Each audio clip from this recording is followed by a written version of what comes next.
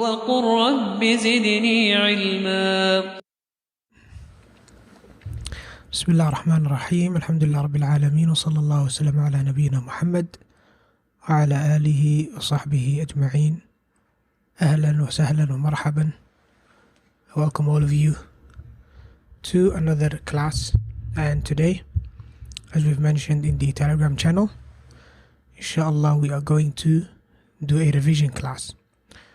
So within the coming or throughout the coming hour or so, inshallah, we will go over everything that we've covered in module 2 in a very concise, straight to the point manner, inshallah ta'ala. And bismillah, after the class, I'll share with you a PDF with screenshots of the video that I'm explaining, or the final screen of the video that you can return back to, inshallah. And obviously you can also return back to this lesson, the recording, if there is anything you want to revisit. So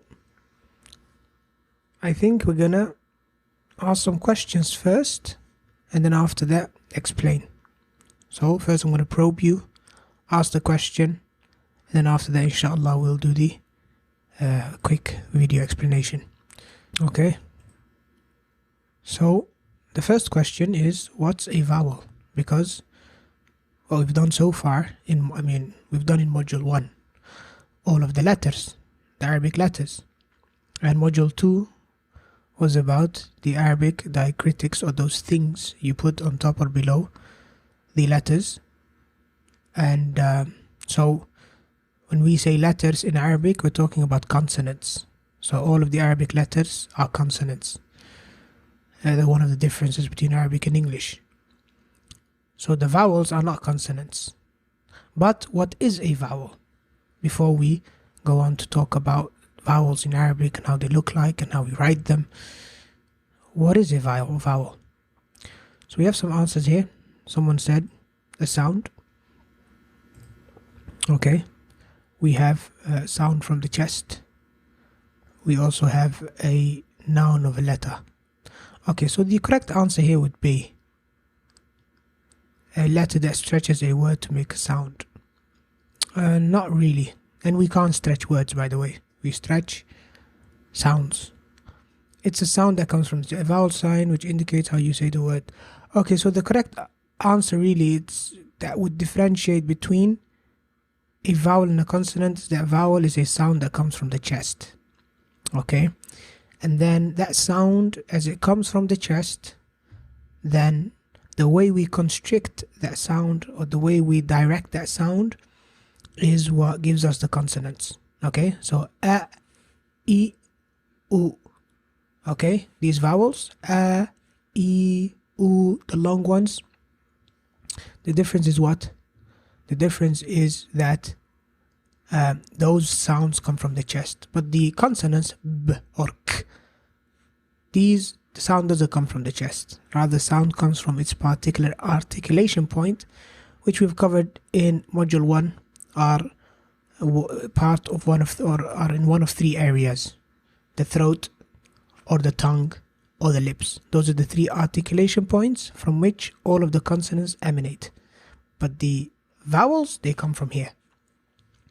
Okay, now basically the connection between vowels and consonants is that in order to pronounce a consonant, which is like a constricting of the sound, or a bouncing of the sound, or whatever the consonant is, in order to pronounce a consonant, you need a vowel.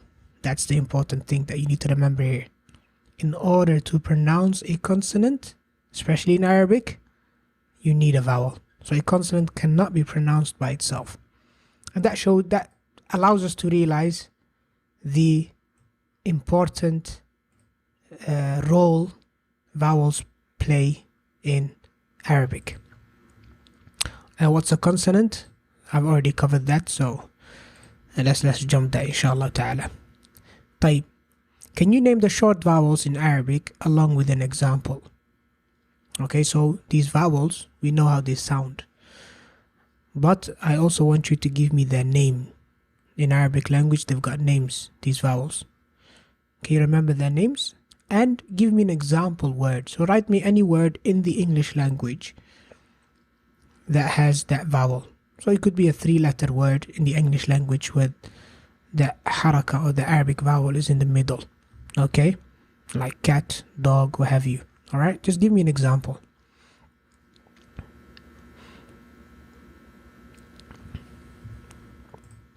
You can write all of them at once, or you can submit them one after the other, whichever way you want.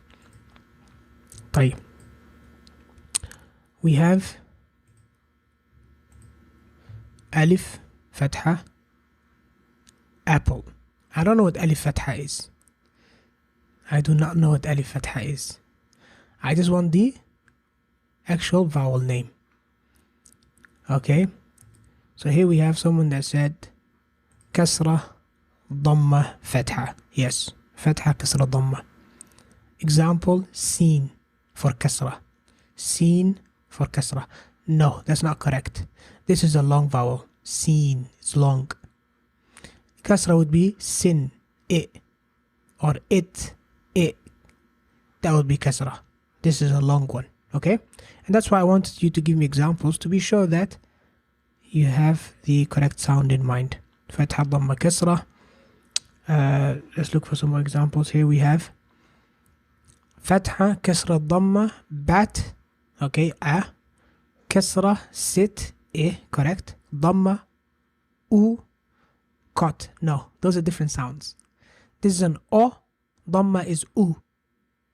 Okay, and we gave an example of a word, and we said it's very rare in the English language, and we managed to come up with one word that actually has the sound U. There's a difference between U and O. Big difference. They're two different vowels. And that's one of the biggest differences in Arabic and English, which is that Arabic only has 3 short vowels, whereas English has 5. Okay, yeah, somebody gave us the answer here, which is the only word So U as in U. That's the U we're talking about, not the O in kot. Okay? Fatha Kasr Dhamma, warn, O. Warn. No, that's a O as well, or orn. That's not part of the Arabic language. Someone here said Sukun. No. Sukun is not a short vowel. Sukun is not a short vowel, and inshallah, when we go to the next chapter, we'll talk about what Sukun is, or we'll remind you of what Sukun is, inshallah ta'ala. Okay? Fatha, Kat, Kasra, Kit, Dhamma, Ban. No. U. Dhamma is U, not U. And like we said, the only word that I could come up with, there might be other words. Or it depends on how people pronounce it, but some people pronounce it like that. Okay? طيب. Somebody wrote here room. Room. It's close. Very close. Room. It's close, but طيب. Let's go on to the next question. What do we call a vowel in Arabic? I've already mentioned it actually. But what do we call a vowel in Arabic? And here we're talking about short vowels, Short vowel. What's a technical name for short vowel in Arabic? Haraka. نعم. Harakat. أحسنتم. And we mentioned why. Okay? We mentioned why Haraka is called Haraka. We talked about what Haraka means and why vowels are called Haraka. And we'll come on to that inshallah once we start talking about Sukun and partitioning or what have you. Okay? How many short vowels does Arabic have? We already did that. I think we could jump this question. 3. نعم. أحسنت. 3 short vowels. Well done. طيب. We'll come back to this question. Let's quickly revise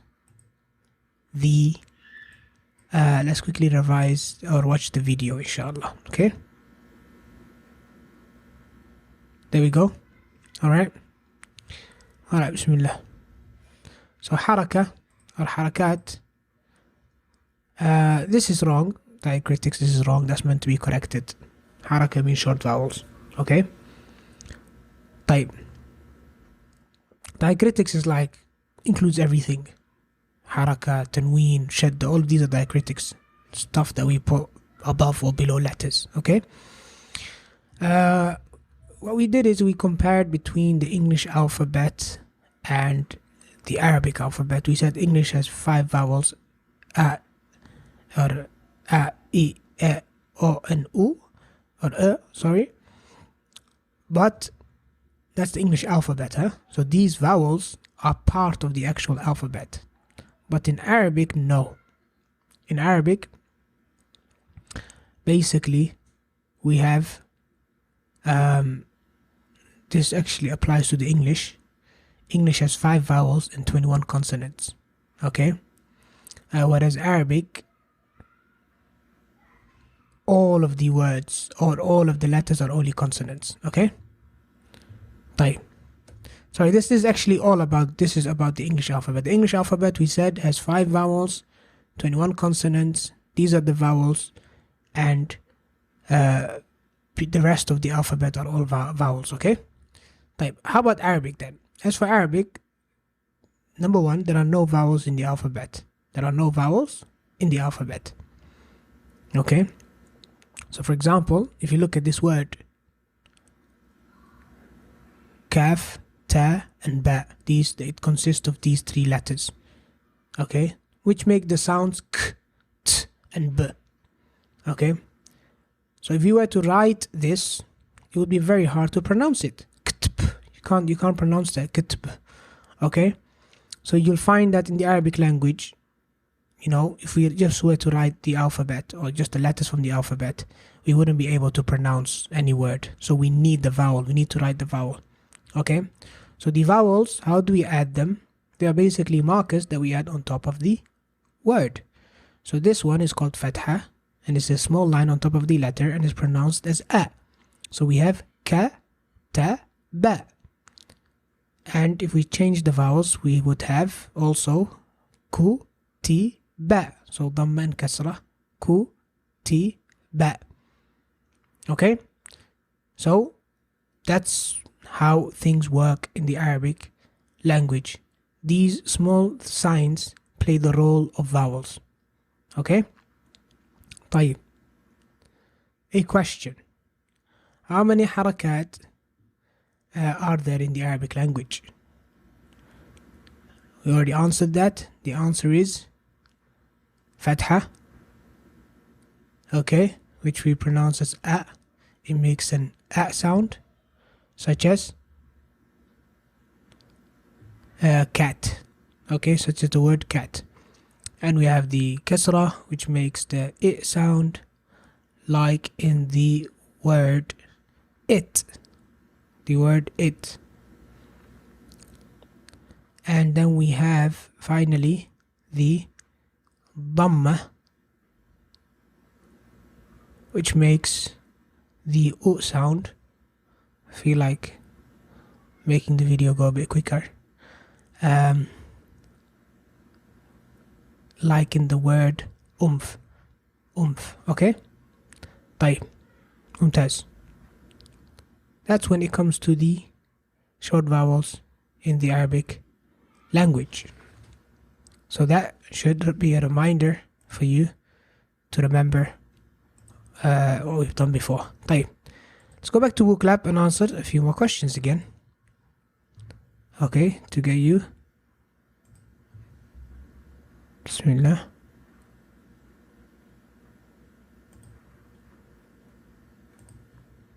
Okay, so the next question we said, when we read, which do we pronounce first, the consonant or the vowel? So obviously this relates to the chapter on sukoon. So we're going to ask some questions related to the chapter on sukoon, and after that we'll watch the video again, okay? So when we read, which do we pronounce first, the consonant or the vowel?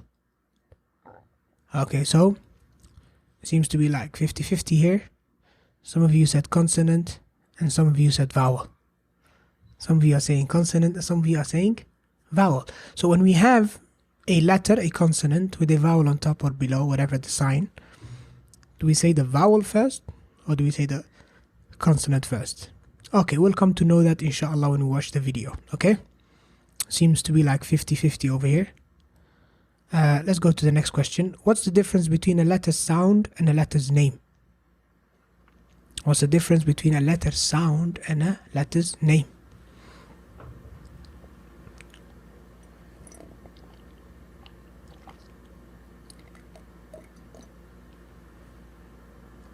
Come on, that's something very basic now. As someone that's already done module 2. But these were questions that we asked, I remember at the beginning, before you or before some of you learned any of this. Okay?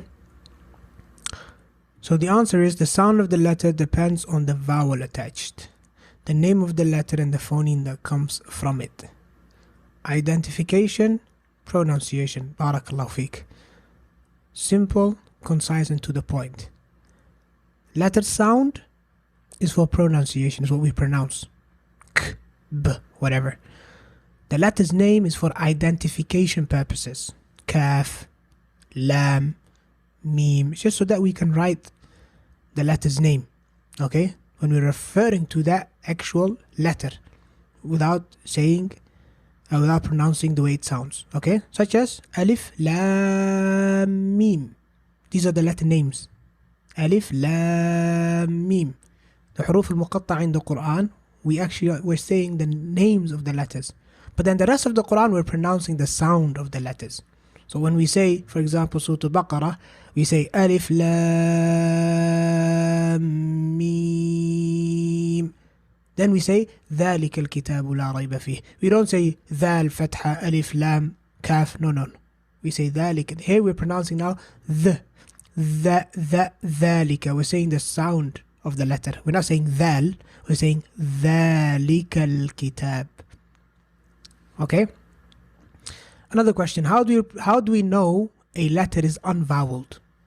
Okay, so we mentioned that letters can either be voweled or unvoweled. This is the subject matter of the chapter on sukoon. Okay? But how do we know a letter is unvoweled? We said there are two ways. There are two ways to determine or to know that a letter is unvoweled. Okay, what are those two ways? Okay, so one person said if it has a sukoon on it or no vowel at all on it. Naam, exactly. So if it has the sukoon sign, then, or the presence of a sukoon means it's unvoweled. So there's a sign for showing us that the letter is unvoweled. It's called the sukoon sign. Okay? However, sometimes the sukoon sign is not there. So, what does that mean? It means still the letter is unvoweled, because a letter that doesn't have a vowel is also considered to be unvoweled. So we might stress the fact that it's unvoweled by writing the sukoon sign. We might do that. But even if we don't, it's still unvoweled. Okay? Mumtaz.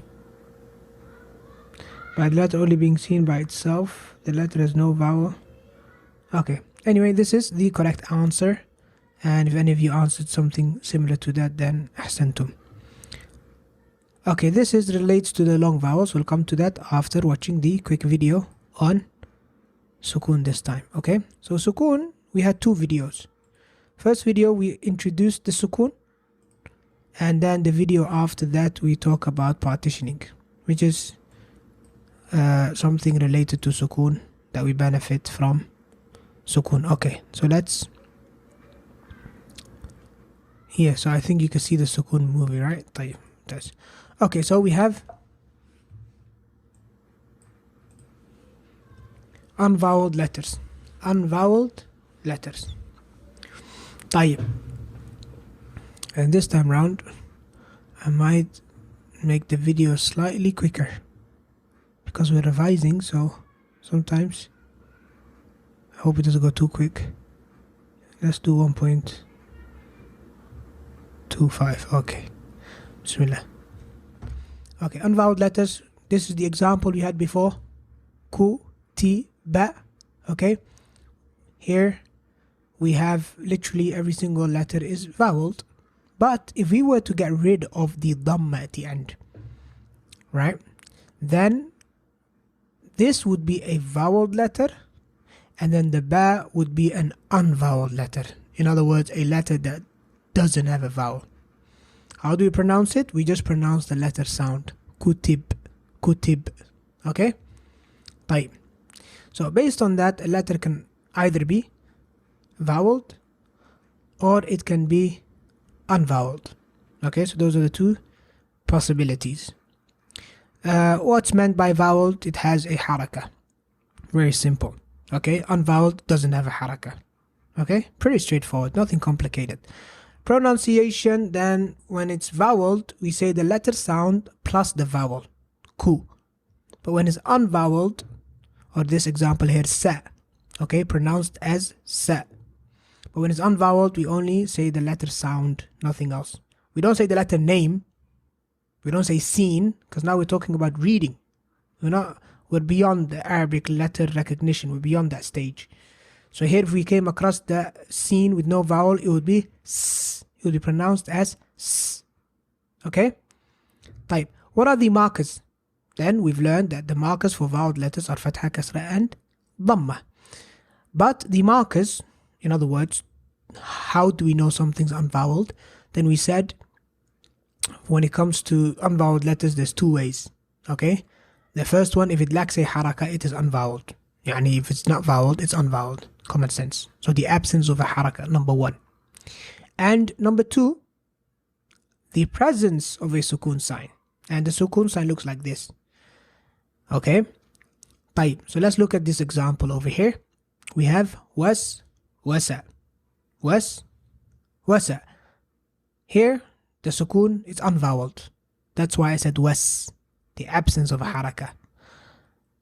But we can also write the sukun sign if we wanted, and it would still be the same. Was, wasa. It wouldn't be any different. Okay? So that's when it comes to sukun. We'll follow that up with the video on partitioning, which is also related to sukun. Okay? So this is the video on partitioning and syllables. Because now, having learned about sukun, this is something that comes along with sukun. Very important. Okay? So what do we mean by partitioning and syllables? Again, nothing better than giving an example. Let me speed up this video as well. Sorry to sped up. Okay. Okay. So we have here a word wa, na, sa, and then ha, and then tu. Let's try to read it. Wa, na, sa, nah, doesn't sound right, does it? No. So what do we have to do? We can't pronounce a letter with sukun all by itself. Okay? It just doesn't sound right. It doesn't sound right to say wa, na, sa. You can't just say or k or l out of nowhere like that. That's why we said earlier, you can't pronounce a letter that's unvoweled. You can't pronounce a consonant in the Arabic language without a vowel. Okay, then somebody might say, okay, Ustad, that necessitates that every single letter has a vowel. I say to you, no. That's not true. Okay, because if that was the case, we wouldn't have something called unvoweled letters. It's possible that the letter doesn't have a vowel and it still benefits from a haraka or from a vowel, which is when the vowel is shared by two letters, when the vowel is shared by two consonants. And that's what happens here basically. So the sad, which happens to be voweled, it shares the vowel with the letter that comes after it, which is unvoweled. So it becomes sah. Okay, and this is what we mean by syllable. So from this point onwards, when we learned this, we said we are not pronouncing things on a letter by letter basis anymore. We came to realize that actually the smallest unit when it comes to reading is not a letter with its vowel. Rather, the smallest unit when it comes to reading is a syllable. You can't read anything less than a syllable. Okay, now the syllable could consist of, when it comes to the Arabic language, it could either be a consonant and then a vowel, or it could be a consonant, vowel, consonant. And that answers our question as well. That answers our question, which is, when you read the Arabic language, when you read, what do you pronounce first? The consonant or the vowel? Well, what we're pronouncing first is the consonant. What we're pronouncing first is the consonant. Because if we pronounce the vowel first, then how how would we share the vowel with the ha when you have sad followed by ha? No. We say the consonant first. So we say s, a, sa. Okay, so we have sad and a fatha, but we don't say as. Okay, we say sa, consonant first and then the vowel. Now, since the vowel now comes after the consonant, we can connect it to the next consonant. So a vowel can be shared by 2 consonants max, not more. Maximum, it can be shared by 2 consonants. Beyond that, no. Okay, so this is what we mean by syllables. Wa, na, sah, tu. So this is what we call partitioning. So this is the smallest unit. Okay, you can't say sa, because if you were to say sa, then you would have to say by itself. And most of you realize that when you're reading. That's why, generally speaking, people that don't know how to partition properly in Arabic, they will never say by itself, and they know that's wrong. So what generally happens, they basically pronounce this word like this: wa, na, sa, sah, tu. Wa, na, sa, sah, tu. And that's wrong, because now they said sa twice. Now they said sa twice. Wa, na, sa. Oh, actually that's wrong. I should join it. Sah, tu. And I don't want you to read like that, because then you would be adding to the Quran. You shouldn't be adding to the Quran. I know you made a mistake and you corrected yourself. It's fine. You're not sinful for that. But the issue is that if you continue doing this all the time, you'll be continuously adding to the Quran unknowingly. So you have to be aware of this. Okay? That's why we learned that when we see a letter and its vowel, we don't say it until we look forward. We have to look forward. We have to look beyond the letter that we're on. And we have to answer this question, which is there a consonant right after this vowel who's in need with which I have to share this vowel? If the answer is no, then you can pronounce that letter and that consonant and vowel by itself. If the answer is yes, then make sure you join it and you partition properly. Okay? So the takeaway here is what? The takeaway is that a letter with a sukoon can't be pronounced by itself. It can't be pronounced by itself. This is where we came to the talking about the reason why we call vowels haraka and sukoon. Okay? And this is something that is not that essential, but it's nice to know. Okay? Okay, mumtaz. So we have mutaharrik letters, we have sakin letters. Now, a mutaharrik letter basically is a letter with haraka.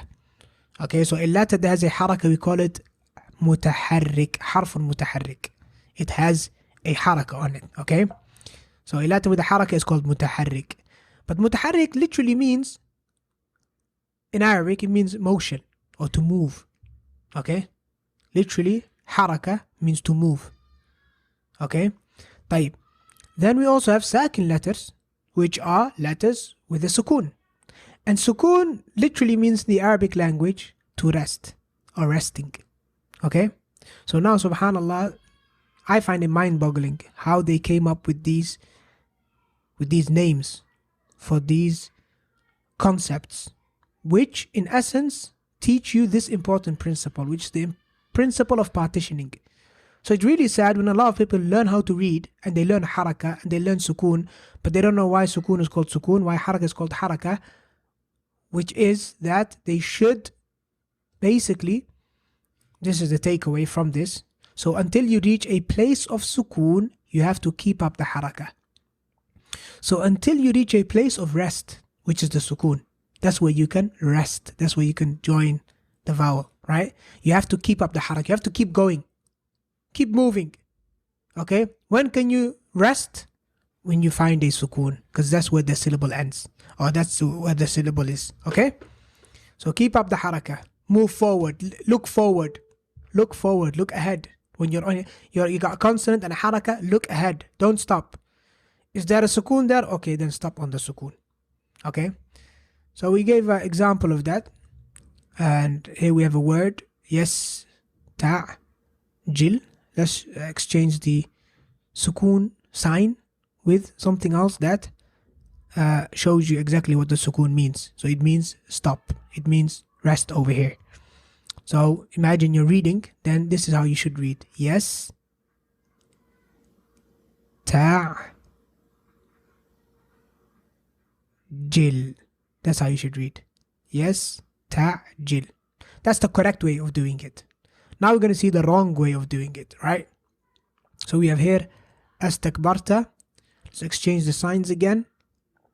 Okay. And now we have a driver, or if you like, an Arabic reader that doesn't know how to partition. So what does he do? As, tak, and then ba, ah. You see? What did he do? He didn't stop. Okay? And obviously he's in trouble. So what happened here basically is what? Yes? He didn't stop on the sukun sign. He didn't partition properly. So this should be pronounced as takbarta. When we say stop on the sukun sign, we don't mean you have to literally have a pause between it. La. You can read it fluently if you like. It doesn't matter. Yes?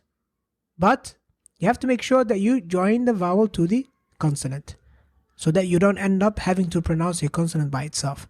Because if you were to continue here, okay, and stop over here, then the ra would be isolated and it would be there without a vowel.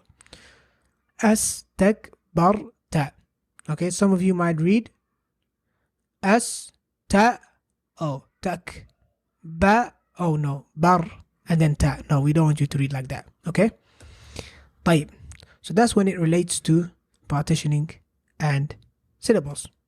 طيب. Let's go on to the next one. These were the most difficult ones, really. Beyond this, inshallah, the videos are going to be easy. The concepts are easy as well.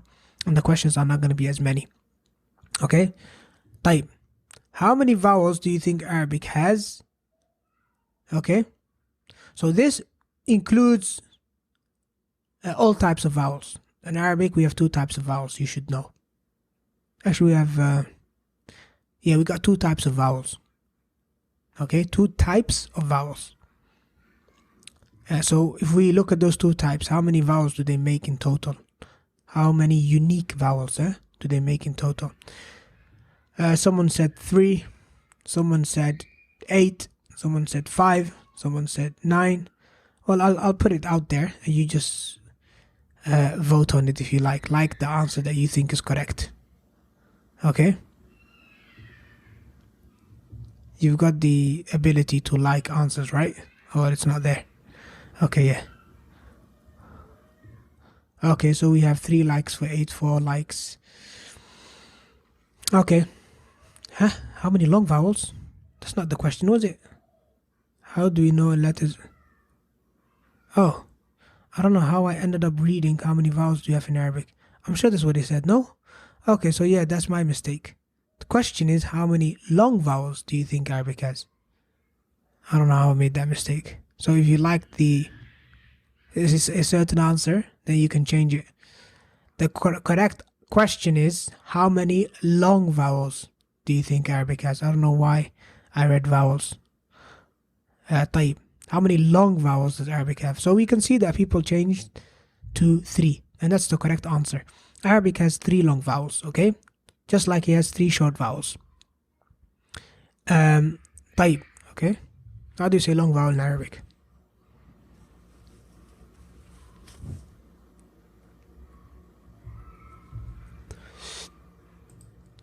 Med. نعم, أحسنت. Med. So long vowel in Arabic is called med. Okay? طيب, let's watch the video then on med. Plural, mudud. There you go. Okay, so long vowels, which are called med. So the short vowels, we learned about the short vowels. We call them harakat, fatha, kasra, and dhamma. They make the sounds a, e, and u. So as the long vowels are concerned, which we call med, then they are basically a stretched vowel. And we can't talk about it right now, but we talked about how the English language actually doesn't have long vowels. Okay? We explained that. And those of you that didn't see it, I advise you to go back to the long vowel lesson because it really clears up a lot of things here. And we mentioned that this is the most difficult concept for English language speakers. Mixing up between short and long vowels. And we mentioned the reason why, which is that the English language doesn't really have this concept, which is long vowel. what they call long vowels in English are actually diphthongs, are basically a mixture or a combination of two short vowels. Okay? Whereas in Arabic, they have this thing called length in vowel, where you have the exact same vowel, you just stretch it, you just make it a bit longer. Okay? And to give you an example, in English, we learned that A is the short vowel and A is the long vowel. This is incorrect. This is incorrect. A and A are two different sounds. They're two different vowels. A is actually a diphthong. A is a diphthong. A is a mixture between A and A. They give you A. Right? If A were to be stretched and truly be a long vowel, we would have said A. A. That's what you call long vowel. A. Not A and A. So they say to you, for example, in school, cat, short vowel. Or at, short vowel. Eight, long vowel. La. Cat, short vowel. Kate, long vowel. No, that's incorrect. That is incorrect. And that's why an English language speaker, when he hears A or he hears A, for him it's the same thing. He doesn't notice the difference. Why does he notice the difference? Because in his language, the length of the vowel never changes the meaning of the word. Okay? I can say you're mad and I can say you're mad. It's still the same word. Still mad. Same thing. But in Arabic, la. In Arabic, if you say, for example, to give a quick example, qal means to be little. Qal is different from qal. Qal, qal, qal, qal. Qal means is little. Qal means he said. Two different words. And the examples are many. Okay? Two completely different words. Qal and qal. Okay? So this is something that needs a little bit of practice, where you literally change your whole concept of short and long vowels. You change your whole, if you like, the way you thought of long vowels.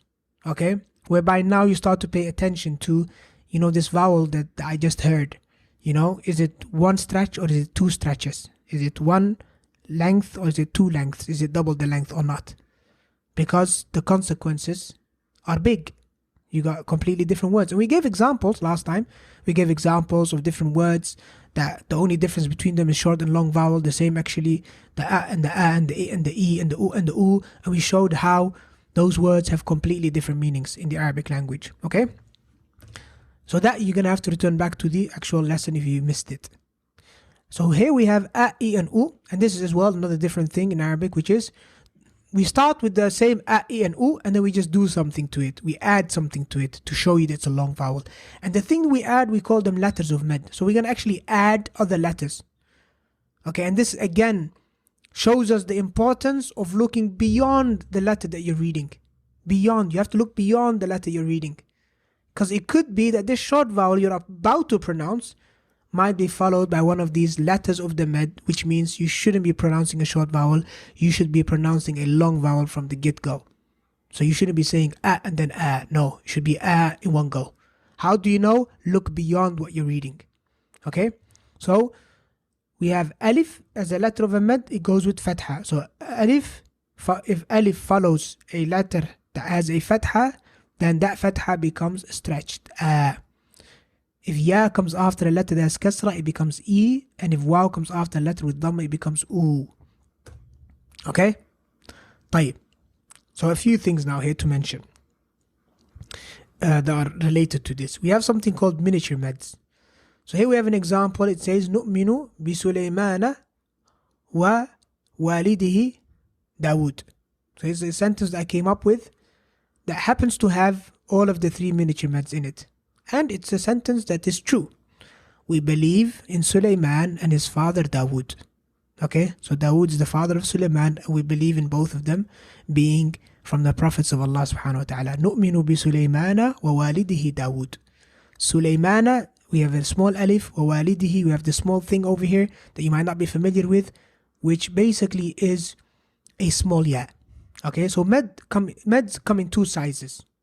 The big ones The alif, the ya, and the waw, and the small ones, which is the small dagger alif and the ya. And this one might be new to you, but these two, they look the exact same. They're just a bit smaller. Okay. Somebody asks, why do we have this ustad? Then the answer would be, it is because sometimes these letters, it's got to do with language, right? It's got to do with language, okay? Sometimes you can get rid of them and the meaning wouldn't really change. So for example, in the Quran, we got two different recitations. We can say Maliki Yawmiddin, and we can say Maliki Yawmiddin, okay? And they would both be correct. So that's why there's written a small alif to show you that you can either stretch it and use the small alif and say Maliki, or you can say Maliki. طبعا the qira'ah that we read, which is Hafs, we say Maliki, okay? Then we have something as well called a med nullifier, and that's what it does. It nullifies the med, cancels the med, get rid of the med. And it looks like this, a small circle. And this, now you have to pay attention to this, because we have the Quranic script, and we have the modern Arabic script that they maybe write in the newspaper or in books or what have you.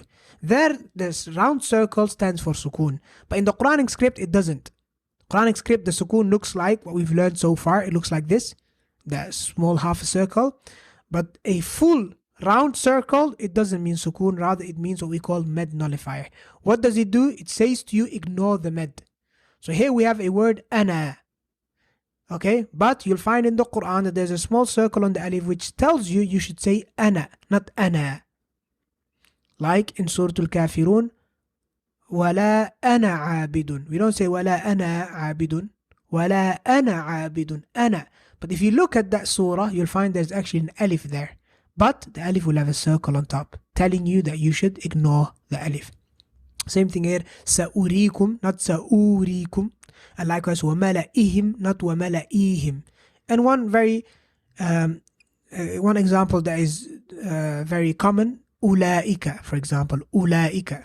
We don't say أُولَئِكَ, we say أُولَئِكَ. But you'll find a waw there with a circle on top. So that's the med nullifier.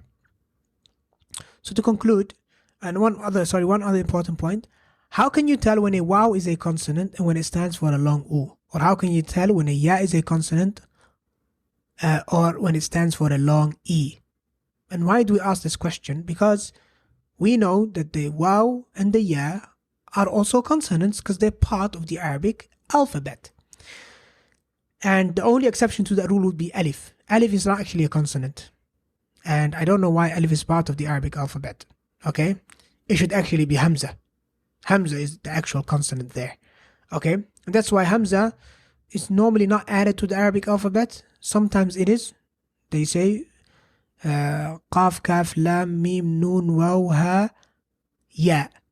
That's the standard Arabic alphabet. But sometimes they make kids memorize and they say Qaf, Kaf, Lam, Mim, Nun, Waw, Ha, Lam, Alif, Hamza, Ya. Okay? Which is adding 2 letters to the Arabic alphabet. The Hamza is actually the Alif. It should be at the beginning. And Lam Alif is a ligature. We already talked about that. It's not actually a letter from the alphabet. طيب. So when do we know if a consonant, if the waw is actually a consonant, or when it stands for a long u, when we use it as something to stretch the vowel? The answer is very simple. You look if it's voweled or unvoweled. Okay? So A, when one of these letters, ya or waw, stand for a consonant, it will itself be marked with a short vowel. So we said a consonant needs a short vowel. It needs a vowel. So when it has a short vowel itself, then it means it's not a med. This is just the normal ya, the normal consonant ya. Okay? But if it doesn't have a vowel, yes, and obviously it's preceded by a letter that does have a vowel, then you know that the role that ya plays is that it stretches that vowel. The role that waw plays is that it stretches that vowel, or turns into a diphthong, which we'll talk about in the next video. Okay, so if it isn't voweled itself, then its purpose is to elongate the corresponding harakat that comes before it. Let me give an example so that you know exactly what we're talking about. Here we have 2 words. One is a med, the ya or waw act as a med, and one they act like a consonant. Now if we write both of them like this with no vowels, you can see they're identical. But now let's add the vowels and you'll see that they're actually different. So here we have, the first one is yuriya, yuriya, and the second one over here is yuri, Do you see the difference? This one, we're not stretching the kasra now. We're not saying yuriya. We're not saying that. This one now, it stays short. It's not stretched by the ya. Why? Because the ya is already preoccupied by its own vowel, yuriya. But here, the ya is, if you like, ready to stretch the kasra because it's not preoccupied by its own vowel. Same thing applies to the next word. We have yabluwa, yabluwa, and yablu, yablu. Okay, so to summarize all of that, mads, they are ordinary consonants if they are voweled. They lengthen preceding short vowels if med letter is unvoweled. Okay, so if they're unvoweled, then they lengthen the preceding short vowel. They have mini versions, if you like, that we talked about, and they are cancelled by the med nullifier. So that's a quick summary. Mumtaz. That's as it relates to the short vowel, or the long vowel, sorry. طيب.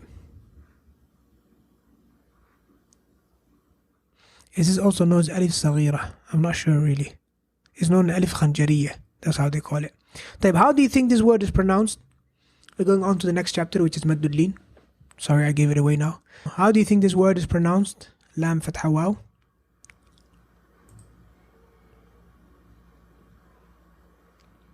Okay, someone wanted me to go back. Go back to what exactly? Let me know. طيب, so we have a few answers here. Low. Low. Okay, now obviously your spelling in English will differ because they're two different languages. I know what you mean here, low, but in English it would be pronounced as law, of course. Low. This would be maybe closer to it. Okay. طيب. How about this one then? How do you think this letter is pronounced? And say it to yourself in your own head if you want. If the spelling of it is challenging. طيب. Hey. Okay. Hey. Yes. Hey. So this one is pronounced as hey. Okay. طيب. ممتاز. So this brings us to the next chapter, which is what we call Maddul Leen. What we call Mad al-Leen, or also known as diphthongs. Okay, a word that sounds complicated but isn't really that complicated, and I'll explain what it means inshallah. Yeah, so when it comes to the Maddul Leen, I remember we utilized a Word document. This was it. So we have wa, lo, la. Okay, and we said that here we see the alif is a med, la, and here we have lo. Okay, so that's basically what do we learn here? That the alif stretches the fatha, we know that. But when it comes to this lo, this is what we call a diphthong. Why is it called a diphthong? A diphthong basically is when we mix two vowels. So we have the a and the wow, which is kind of like a dhamma. Yes, it's kind of like the end stage of a dhamma. So together it gives us low. Same thing here. Hey hata. Hey hata. So ha is what we're familiar with, but if the fatha should be followed by the fatha should be followed by an alif. But if it's followed by a ya, which is one of the letters of med, and obviously the ya is a sukoon, then we say hey. We say hey. So hey, hata, wa, lawla. Diphthongs, one of the easiest, by far, one of the easiest chapters. Okay? And I don't think I need to explain anything else beyond that. Okay? So we'll go on to the next one, which is Shadda, that we covered, and we'll be quick inshallah. So we have Shadda. So what is the definition of Shadda? Quickly. So we got Shadda and then Hamzatul Wasl and Ibtida, and then we'll be done. So we'll try and do that very quickly. So what's the definition of Shadda? Sorry, I think I jumped Tanween. Yeah. We'll watch the Tanween and the Shadda video both right after each other inshallah. Okay, but quickly, what's the definition of Shadda? You can answer in Wooklab. Okay, so we'll do the Tanween and the Shadda together. So Shadda is a double vowel, one person said. Someone said doubling. Someone said doubling or emphasis. Okay, still we're not there. I want the actual definition of shadda. Pronouncing two consonants. Okay, pronouncing two consonants. Alright, which are not written. The shadda stands for those two consonants. In other words, it means doubling the consonant. Na'am, double consonant. There we go. Yes, or the presence of a double consonant. Well done. Tayyib, mumtaz. Yes, that's what shadda basically is. So let's quickly watch the tanween video and the shadda video. Let's start with tanween. Tanween is also something pretty straightforward. So tanween also stands for nunation. Like literally they call it nunation. In other words, adding a noon. That's what it's about. So here we have a word, we say taliban. Taliban. Okay? Not Taliban. Taliban is a long vowel. Some of you might hear Taliban. No, I'm saying Taliban, which means one student, right? Taliban. That the video is not seen. You can't see the video? Okay. Jazakallah khair for letting me know. There we go. Alright. So here we have Taliban, tanween, nunation. And we'll find that this extra fatha that we added, what did it add? What did it change? It changed the fact that it basically we're pronouncing a noon with sukoon now. That's what we're doing. So taliba became taliban. Okay, same thing here. We have qalamin, qalamin, qalamin. Again, an extra noon. So qalami became qalamin. We're pronouncing that noon at the end. And finally, we have kitabun, which was kitabu became kitabun, an extra noon. That's what tanween is. One question that you might have is, Ustad, how about this alif over here? Ignore it for now. Ignore it as if it doesn't exist. It has a function, but that's a function we will come to know of towards the end of the course. Okay, when we start doing connected speech. Going on to the shadda. Shadda. Okay. Okay, so shadda basically we've got two words here. Darasa. Darasa. And we have a similar word here, and the only difference between these two words is that this one has what we call a shadda, that small sign over here. But here we say, we repeat the ra. That's what the shadda says. The shadda tells us to repeat the ra, pronounce the ra twice. Shadda is saying, hey, we got two consonants here. There's only one written for shorthand to keep things short, but I'm here to tell you there are two consonants. And that's why the shadda sign kind of like looks like a repetition of the same, if you like, shape. So we have darrasa. That's how it actually was written, okay, initially. But then the shadda, what did it do? It got rid of one of the ra's and the shadda took its place. If you were to write this in English, you would see darasa. And here you would say darrasa. So you have an extra ra over here, which is part of the first syllable. Okay, so shadda is kind of like funny in a sense that we're kind of like stopping on a syllable. We're stopping on a letter that's hidden. Yes.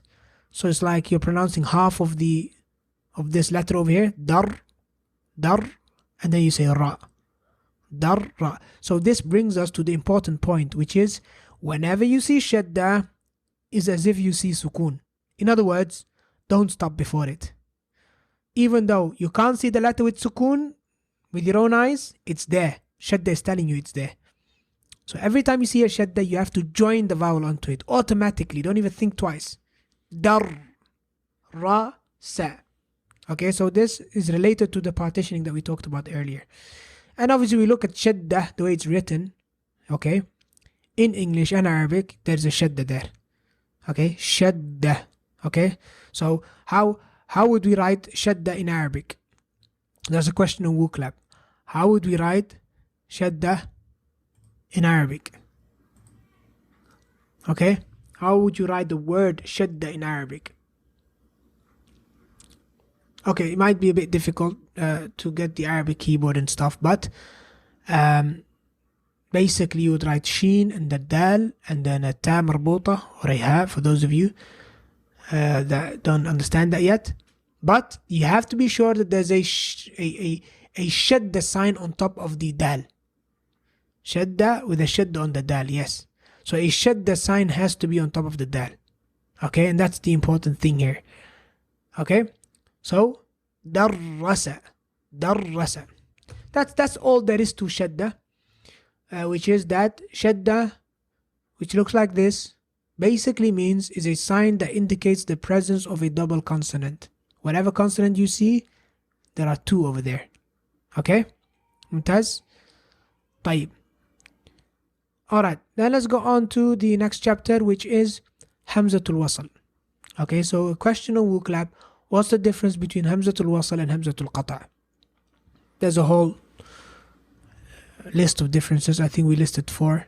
We mentioned another one in class. It became 5 in total. What are the differences between Hamzatul Wasl and Hamzatul Qata'? Just write whatever you can remember from those differences. Okay? Before we show the video. What are the differences between Hamzatul Wasl and Hamzatul Qata'? And we're gonna talk about Ibtida' and Hamzatul Wasl and Qata' also together, like we did with Shadda and Tanween. So we'll watch those videos together, okay? Because of the fact they're related. Sign. One person said sign. Okay. Hamzatul Qata', you pronounce the vowel attached. Hamzatul Wasl remains silent, like it wasn't there. Not always. Not always. It's silent as if it wasn't there if we are using it to join two words. One is pronounced and the other is ignored. Again, yes, but on the condition that we are joining two words. Hamzatul Wasl is silent, Hamzatul Qata' is cut, stopped, then continued. Okay, correct as well. Hamzatul Wasl is silent if we're joining two words, and Hamzatul Qata' you kind of like pronounce it separately. Now, all of you talked about one of the differences, which in essence is the most important difference anyway. The other ones are just, if you like, good to knows. Okay. You want to add more? You've got a few more. They are shaped different. Yes, definitely. Shape, vowel mark present on Hamzatul Qata' but not on Hamzatul Wasl. Yes, ahsant. A good point as well. Hamzatul Qata' will have a vowel mark. It will have a fatha, kasra, or dhamma, whereas Hamzatul Wasl won't. Hamzatul Wasl doesn't have a vowel mark because the vowel mark itself. Okay? طيب. How about the purpose? Purpose. What's the purpose of Hamzatul Qata'? What's the purpose of Hamzatul Wasl? How about that? Which is similar to some of the answers so far, but I want you to put it together in one sentence. The difference between Hamzatul Wasl is it connect the word. Hamzatul Wasl we can pronounce. Wasl connection, Qata' carries on Wasl. Yeah, carries vowel, sorry, yeah. Wasl, Hamzatul Wasl is for connection, Hamzatul Qata' is for carrying a vowel. Ahsantum. Okay, let's watch the video then quickly. Let's watch the video. Hamzatul Wasl, open with. There we go. Hamzatul Wasl. So here are 2 examples. قُلِ ادْعُوا and إِلَيْهِ أَدْعُوا. قُلِ ادْعُوا, first one. The second one, إِلَيْهِ أَدْعُوا. إِلَيْهِ أَدْعُوا. Okay, obviously we can see this is Hamzatul Wasl. It looks like this. And this is Hamzatul Qata', which looks like this, the one that we've learned before. Now obviously their shapes are different. Okay, this is how Hamzatul Wasl looks like. This is how Hamzatul Qata' looks like. Vowel mark, Hamzatul Wasl doesn't have a vowel mark, whereas Hamzatul Qata' does. Pronunciation, we pronounce this one connected, قُلِ ادْعُوا, whereas this one we pronounce independently, إِلَيْهِ أَدْعُوا. And the purpose of Hamzatul Wasl is that it connects two words, and the purpose of Hamzatul Qata' is that it carries a vowel. Okay? That's all there is to it. But then the question might be, why is Hamzatul Wasl written if it's not pronounced? What's the point of writing it if it's not pronounced? And that's something we're going to talk about in the next video, which I'm going to fire up now, which is about Al-Ibtida'. Okay? And we mentioned Al-Ibtida' basically means to start on a vowel. So we gave these examples, 3 surahs. Actually, altogether there's 6 surahs, okay, that you're familiar with. Let's read وَالْعَادِيَاتِ. Okay, you see we haven't pronounced the Hamzatul Wasl. وَالْعَصْرِ, we haven't pronounced the Hamzatul Wasl. wal-fajr as well. Why? Because it's joining between the waw and the lam, which are like two words. Waw is a word and al-adiyat is a word. But this one here, al-qari'atu, how we pronounced it. Al-haqa, we pronounced it. Alhamdu, now we pronounced a vowel on top of the hamzatul wasl. And this vowel happens to be a fatha. Okay? And the rule is that if it starts with an alif lam, in other words, if we have hamzatul wasl followed by a lam, then we say al. Why do we say al? Because al in Arabic means the. It's the definite article. Okay, so we always say al. So this is an actual particle in the Arabic language, a separate word. So alhamdu is actually two words. Okay, al-qari'at is actually two words in English. So that's why al is a separate word. We always say al. We don't say il or ul. Okay, so if it starts with an alif lam, yani hamzatul wasl followed by lam, if the answer is yes, then we pronounce a fatha. This is straightforward. Okay, now the issue arises when it doesn't start with an alif lam and you end up with hamzatul wasl followed by any letter, any random letter. What do? We ask, what's the vowel on the third letter? And why do we say vowel on the third letter? Because the letter after hamzatul wasl always has sukoon. Always. That's why hamzatul wasl is there anyway. If it wasn't for that, hamzatul wasl wouldn't be there. So the letter after hamzatul wasl always has a sukoon. So we're going to have to look at the letter that comes after that. So if we include hamzatul wasl, we would call this the third letter. So what's the vowel on the third letter? Obviously we have one of three possibilities. It could either be a dhamma. Okay, we started with dhamma for a reason, because it's the easiest. If it starts with a dhamma, you pronounce a dhamma. Pretty straightforward. So here we have an example. Two words. Let's add the harakat. We haven't added the harakat, which means yeah, I'm using the old version. Okay, this is the old version of the video. The new version actually has the harakat. So let's just imagine then, or let's not imagine. Let's see if we can get hold of the new version. It's probably better if we do that.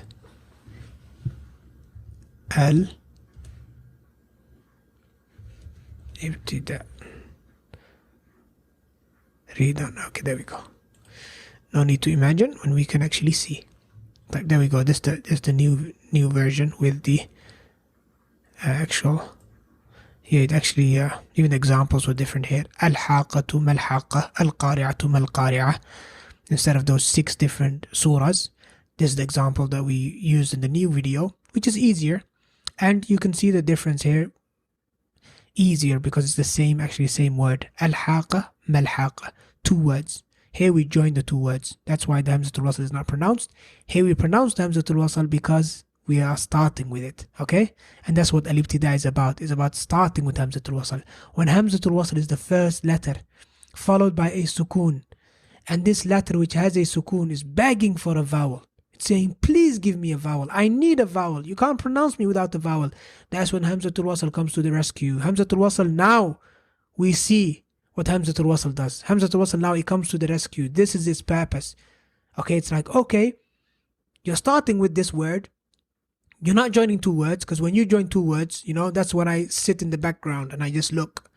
That's when it's not my duty. It's not time for me to do work now when you're joining 2 words. Hamzatul wasl is just in the background, yes?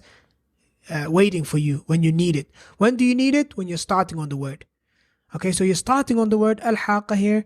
And then, well, you can't say lahaqa. You can't start with a lam by itself like that with a consonant without the vowel, because that would mean you have a lam followed by ha, it doesn't make sense. It doesn't make sense. So hamzatul wasl comes to the rescue. So we give it a vowel. What vowel do we give it? That's what this lesson is about, or this part, al-ibtida, is about basically. So we said we give it a fatha if it's followed by a lam. Okay? And then we said, this is where we got to. We said if it is a dhamma, what do? We give hamzatul wasl a dhamma. So we have here udkhuluha. Why do we say ud? Because the third letter has got dhamma. Ushdud. Why do we say ush? Why do we say u? Because the third letter has dhamma. Okay? And then we also said it could be that the third letter has a kasra. If the third letter has a kasra, we pronounce a kasra. Third letter kasra, we pronounce a kasra. So, ihdina. Why don't we say ahdina? Why don't we say uhdina? Why do we say ihdina? Because the third letter has a kasra. Ihdina. Okay? And then we also have another example. Irji'i. Irji'i ila rabbik. Why do we say irji'i, not arji'i? Because the third letter has a kasra. Now we come on to the fatha, which is a little bit challenging. Why is it challenging? Because we're confused now. Do we pronounce a fatha because the third letter is a fatha? Answer is no. Why? Because fatha is already taken. It's taken by the alif lam. Okay. So we don't pronounce a fatha. Alright then. So what do we pronounce then? Obviously we're left with only one of two choices. And let's start with kasra. Should we pronounce a kasra? And we started with kasra because kasra and fatha are closer related than dhamma, and that's why they kind of like look the same, right? So do we start with the kasra? Answer is yes. So this is the only, if you like, anomaly that might confuse you, which is if the third letter is a fatha, then you give it a kasra. So we're using kasra here on two occasions. If the third letter is a kasra or if the third letter is a fatha. So we say iqra, what we're doing right now, which is read. Iqra. We don't say aqra or uqra if it starts with hamzatul wasl. We say iqra. Aqra means I read. Iqra means read. It's a command. Okay? If it was aqra, it would have hamzatul qata' with a fatha on top. If it was aqra. But since it doesn't have that, it has hamzatul wasl, then we know it should be iqra. Idhab, which means to go or go. Idhab. This is when it relates to al-ibtida, and that brings us to the end of today's revision class. Barakallahu feekum. Anybody has any questions, feel free to ask. Someone said this is like Qamariya and Shamsiya in Medina book 1. Not really. The concept of Shamsiya and Qamariya, we're going to cover it inshaAllah ta'ala in the next module. Okay? We're going to cover it in the next module. The concept of Qamariya and Shamsiya is talking about, do we pronounce the lam or not? Okay? It's not talking about what vowel we give to the hamzatul wasl. It's talking about that lam. Do we pronounce it or we don't pronounce it? And that we'll cover in the third module inshallah ta'ala. Okay. Are we going to have an exam on this? Yes. We're at the end of the module. Okay, alhamdulillah. Now all of you can read letters independently, and we're going to go on to reading sentences. And so we are going to have an exam on this. And inshallah, those of you that do well, you can go on to module 3. Those of you that don't do that good and are still struggling, you can join module 3 and just, for the sake of just seeing it to the end, given that you've made it this far, barakallahu feek, may Allah reward you and put barakah in your endeavors. But you won't really benefit much from module 3. As a matter of fact, if you don't do good on module 2 exam, it means that you are struggling, it means that you're overwhelmed, it means that you lost your footing somewhere. So to add module 3 onto that would just make you feel even worse, and might even make you feel like this is too difficult, when it isn't. Okay, it's not that too difficult. So you can choose to just listen along module 3. If you don't pass the module 2 exam, you can listen along just to have a quick, if you like, sneak peek into what you'll be doing. But you're gonna have to sign up for the next cohort and start over again, or join us for module 2 again in the next cohort, in order to fix those gaps and catch back up again. We might, and it's not a promise, right?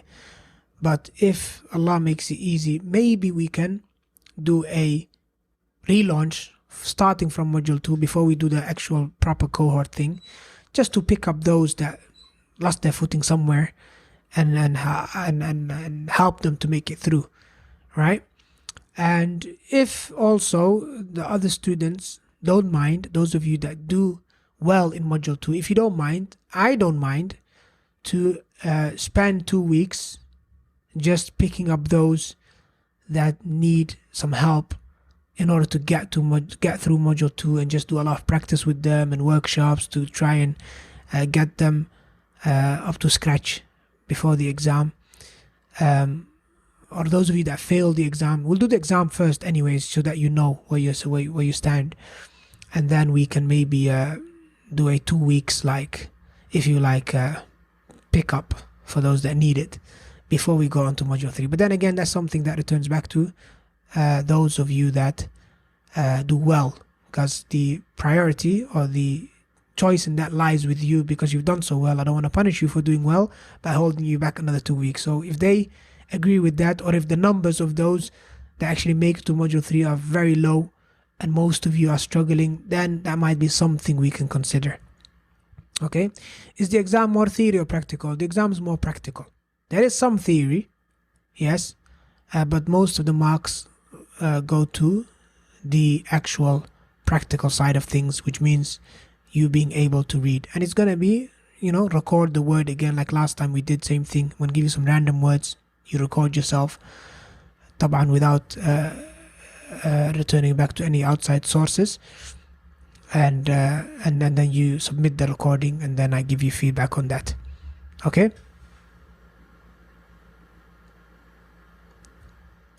so that inshallah is something we can discuss in the group, or as a question I can put on the channel, or some kind of poll, inshallah ta'ala.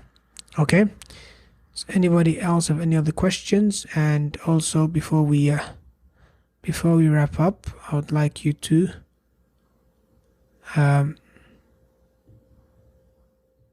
there are 2 questions here on Hamzatul Wasl that I forgot to post. What do we pronounce if the third letter is a fatha? I didn't mention exactly when the exam is going to be, but I think the exam is going to be this weekend, basically. Probably on Saturday, or to be submitted by Saturday. Something again, I'll post a few dates on the channel for you to pick on if you like, or choose. I haven't decided yet exactly when the exam is, but it's most likely going to be this weekend, inshallah. So yeah, we got some answers here. If the third letter is a fatha, what do you pronounce? You pronounce a kasra. Naam, well done. Okay, final question, which is, why is it a bad idea to just put the vowel on Hamzatul Wasl? Why shouldn't we do that? And why Hamzatul Wasl doesn't have a vowel on top? Why don't we say, okay, look at the third let's got dhamma, why don't we just put a dhamma on top of the Hamzatul Wasl? Or why don't we just put a dhamma to start off with? What's the need of Hamzatul Wasl? Why do we have to make the student look at the third letter and, go through all of this? Why not just put the vowel there? Why is it a bad idea?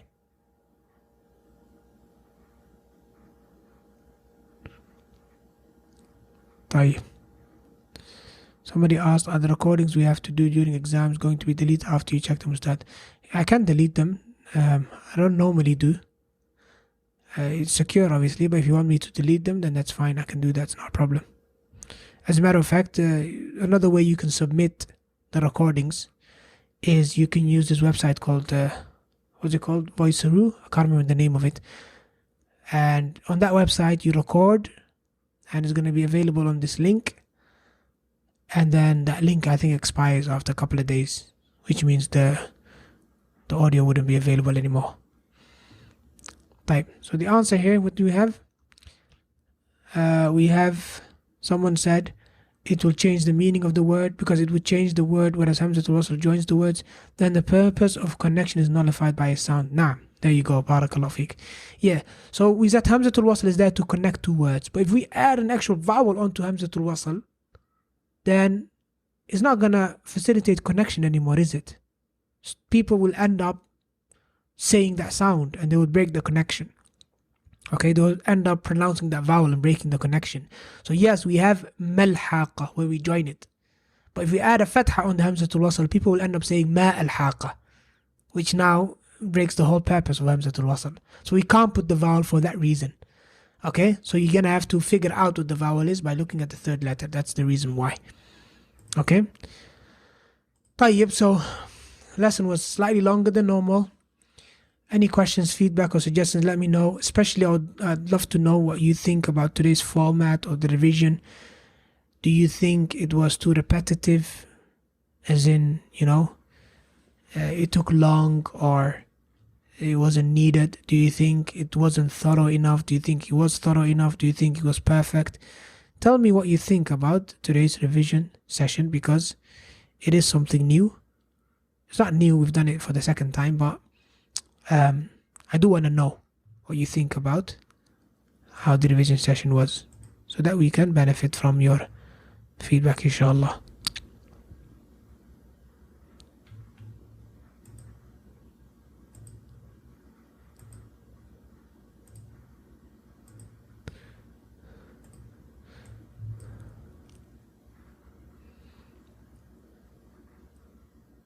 How do you know when not to a...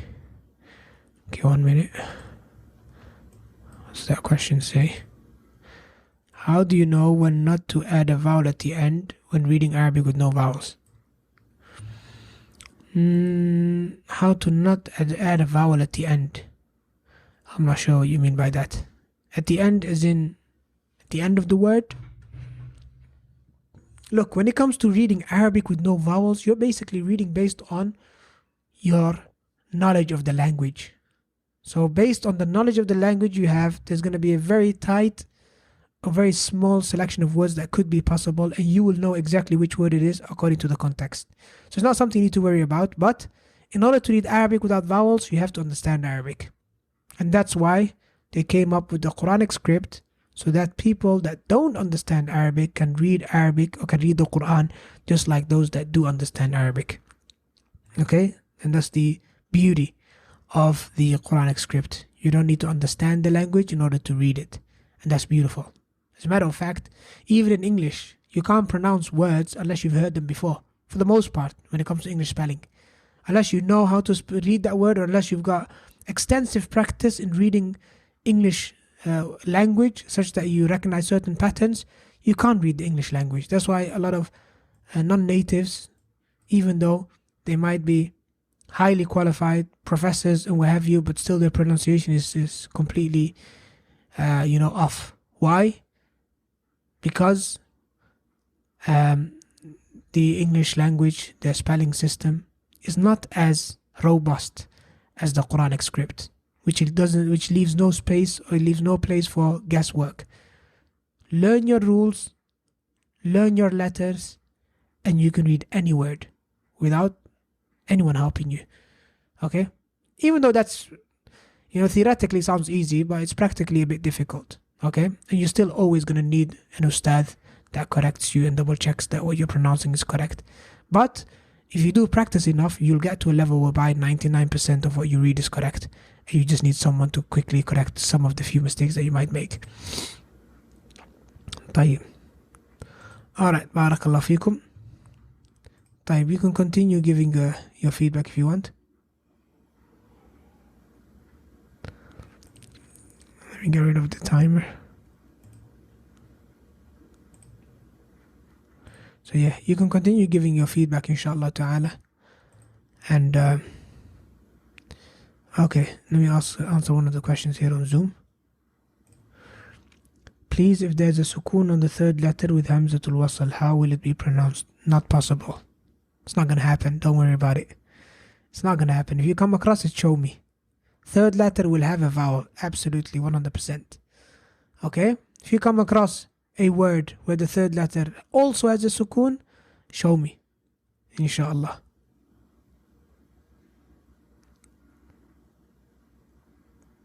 Okay. Can you demonstrate to us how to use the recording tools in the exam? I remember there were a few technical issues. Okay, inshallah. I'll make sure I record some kind of instructions, video instructions. Like I did last time as well. I remember recording a video instruction, but I'll do the same thing again this time, inshallah. And sometimes the technical issues, they return back to either using a device that doesn't really support the recording, or sometimes just technical issues that is device specific. But alhamdulillah, like we said, there is another option, which is this website, and I'll show you, inshallah. I'll definitely show you. Can you go back over the mini-med? So the mini-med, one of you, you asked before. It's just, it looks, I'll show you it. If any of you needs to leave, you can leave, huh? I'm just here to answer some of the questions. So mini-med, there we go. So what part of it do you need me to explain?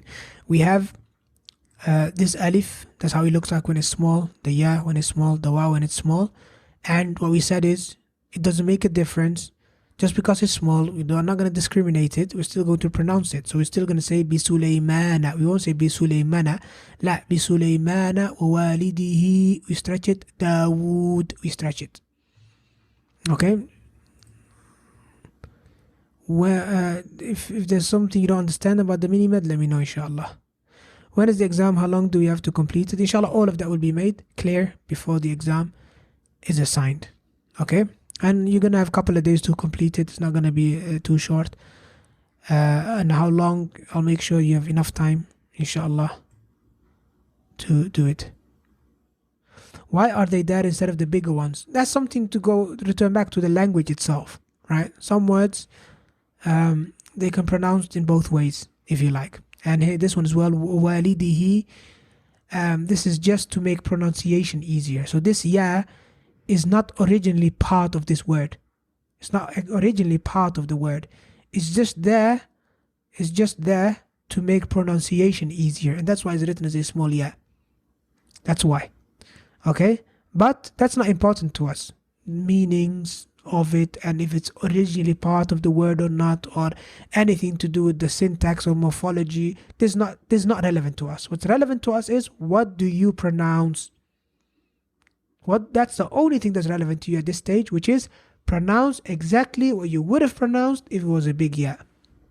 That's the takeaway. I think we're done then. If you have any questions, the WooClap link will still be on. You can add it there, inshallah, or your feedback. We'll wrap up with that. Assalamu alaikum wa rahmatullahi wa barakatuh.